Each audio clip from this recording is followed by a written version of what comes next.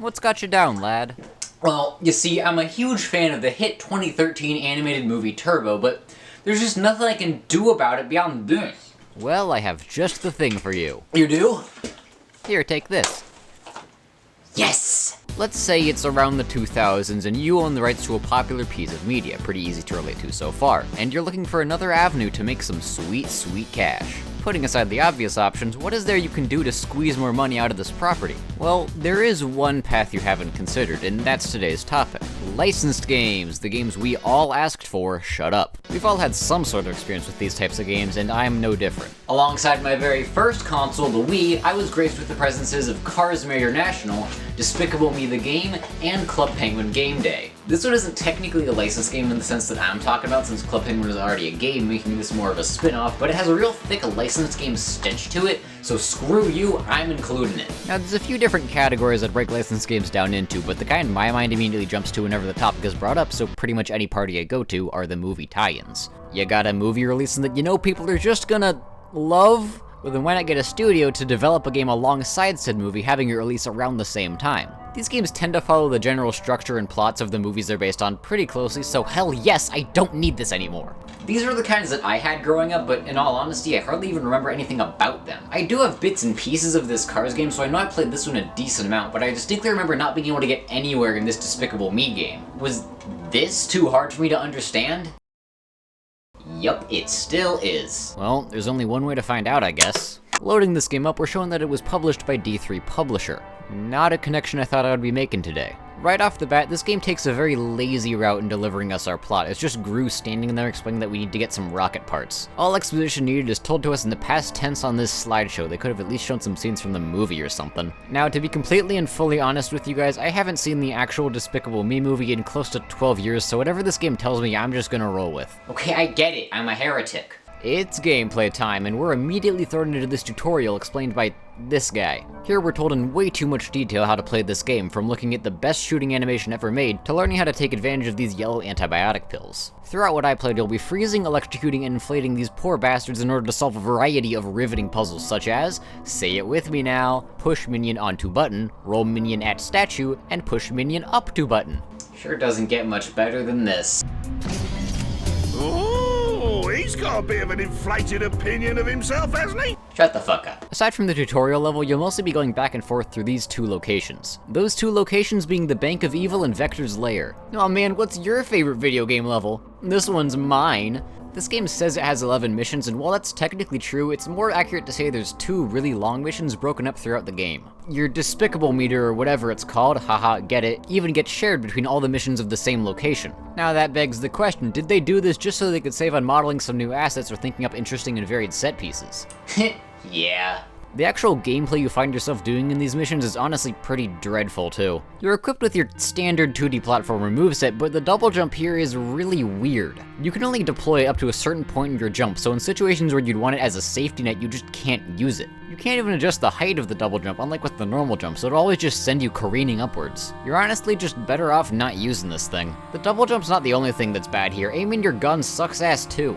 You use the control stick to aim up and down. The control stick. The stick you use to move. If you ever need to aim downwards at a platform from a platform, then good luck. Not for me though, I don't need it. I'm just that cool. I mean, all this stuff is manageable, but it really makes for an awkward game feel. Breaking up the monotony of the puzzle platformer stages, we have the obligatory vehicle missions. More specifically, these are flight missions, and they somehow make me wish for the puzzle platforming back. You can say a lot of bad things about this game, but hey, that is impressive. The controls here are so stiff and so sluggish. I'm not sure if watching this is really doing any justice to it, but believe me, it is bad. In these missions, you pretty much gotta protect this minion plane at all times, and I'm just wondering who the hell gave them a pilot's license. Okay, now that we're done with that bullshit, we can get back to the bad but not as bad puzzle platforming. Okay, so far so not terrible. We're using these magnetized platforms. It's not that bad so far. They're pretty slow, so as long as we don't have to do any sort of precision movements with these, I should be fine. I love foreshadowing. Especially when the thing I'm foreshadowing comes up right after. This part. This fucking part. I swear to God, nothing I ever do here seems to work. You just can't make the micro adjustments you need here because you gotta wait for your magnet bullshit to hit the other wall for it to come into effect. The game even gives you an option to skip a segment you can't beat. This feature just goes to show how little faith this game has in its own design. And I didn't even take the out. I had a chance to end my suffering, and I didn't take it. And before you say anything, I know I'm taking this children's game way too seriously, but look at me. Do I look like I wouldn't? I'm not finishing this game.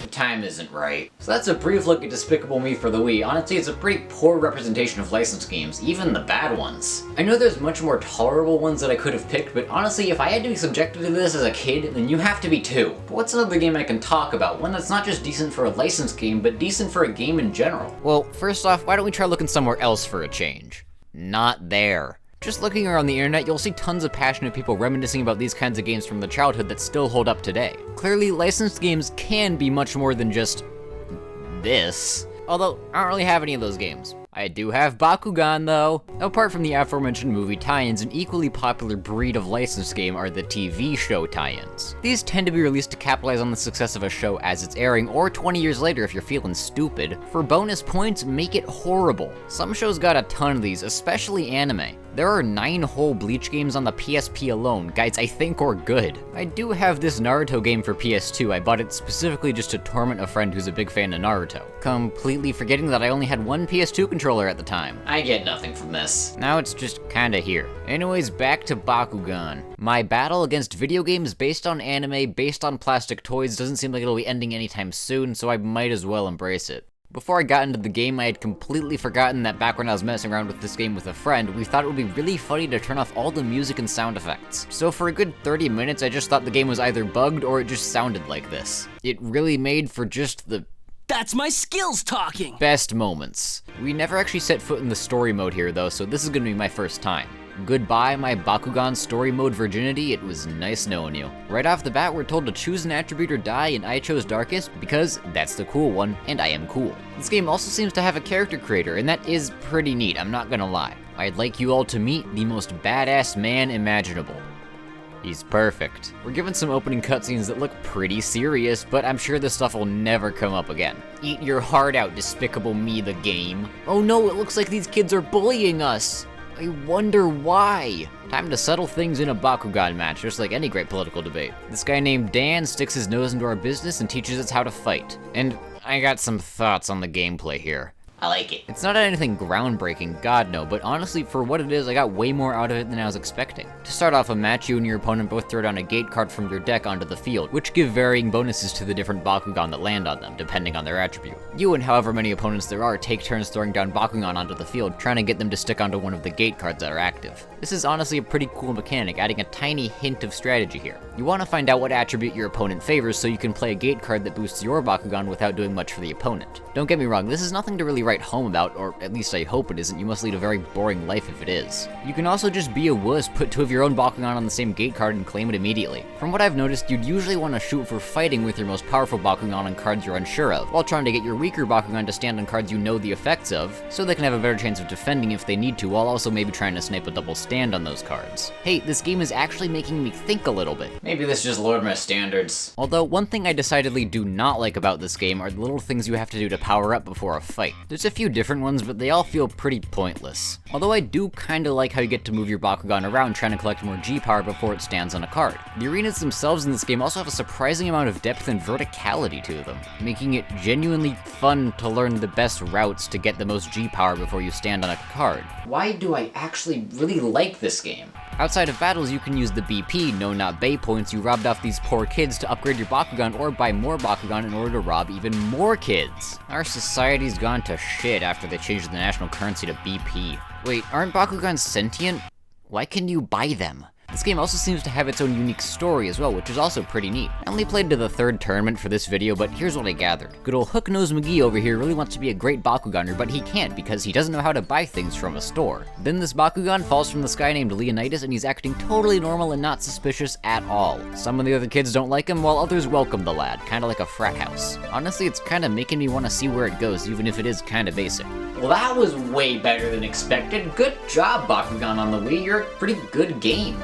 On a completely unrelated note, Now, you just can't talk about licensed games without talking about Star Wars, probably. While that is true and there are a mound's worth of Star Wars games out there, I actually wouldn't really consider most of them to be licensed games. Most of them are really out to tell their own story, only really sharing a universe and sometimes characters with the movies. There are still quite a few that do tie into the movies, so the series is still primed and ready to be talked about in a discussion like this. Both kinds of Star Wars games have plausible reasons to exist. Either they wanted to tell their own story in this already well-realized world, or they were made because of a contract to get a game out that ties in with an upcoming movie. So where does that leave Super Bombad Racing? it has no motive. I think it was ruled insane. Why the hell does this exist? It seems to exclusively pull from Episode 1 The Phantom Menace, but there's already a much more thematically appropriate game based on Episode 1. It was pod racing, that makes sense. This doesn't. Episode 1 Racer would also later go on to receive a sequel on then modern consoles at the time, not too long after Super Bombad Racing released. Well, the game starts off like how all games should start off from now on, with Boss Nass right up in your face. I'm not sure if that bodes well or not, but much like Despicable Me, there's only one way to find out. That's right, you guessed it, that way is selecting the Naboo Swamp, choosing Jar Jar Binks for some home field advantage, and freezing the game. Second time's the charm, and it actually seems to work this time. I really wish it didn't though. This game controls like butter, but not in the fun way. It's really slippery and bouncy, which sounds like it could be fun in a sort of arcadey way, but it just doesn't work here. Can't really convey how, it just really feels off. Is butter even bouncy? There's not really a great sense of weight to the controls here, you're mostly just sort of gliding along, so you don't really feel like you're actually interacting with the environments in any way. The tracks you start off with really aren't anything special either, they're mostly inoffensive with a few small design flaws cropping up, like this waterfall section blocking your view of the turn right ahead. The game also only starts you off with 3 tracks, 1 circuit's worth. You really expected me to be sold from this? Sure. As mentioned before, none of them are really all that good either. They leave absolutely no impression, which you'd think would be a priority when the game only starts you off with these 3. You don't even unlock more circuits by beating this one. In my admittedly short playtest of this game, I beat the first circuit multiple times, but didn't really get anything. I played each track individually by itself as well, and it yielded me with 1 whole new track. Oh, no more. I'm stuffed. There are some minor parts of these tracks that I kinda like. There's this one part in the pod racing track where you go through the skeleton, that's kinda cool. And that's all I can think of right now. For some reason, this game also has a jump button as well, and I have no idea why. Honestly, it's one of the better design decisions here. Very rarely, it can be used to get somewhere that's a little faster. So good job, Super Bombad Racing, you did one thing that's not terrible. Apart from the normal races, the only thing you can really do as a sad, lonely bastard in this game is the arena mode, basically this game's version of Mario Kart's battle mode. It's also bad, I don't want to talk about it. And that is all I can stomach with this game. I am done with it. But was it worse than Despicable Me the game? I don't know, I only played like 30 minutes. I didn't play that thing nearly long enough to give it a reputable review, so take what I said about it with more grains of salt than you normally would. I just didn't like what I played. Licensed games are a strange breed, that's for sure. They're often written off as just being bad games, made only because the studio was contracted to make it. And while that can definitely be true if something like Despicable Me the game or Super Bombad Racing were allowed to exist, if my experiences with the Bakugan game or any game you might be fond of have taught you anything, it's that you definitely still can find some diamonds in the rough if you just give it a look. Oh, silly me, you don't have to look at all. The best ones are always staring you right in the face.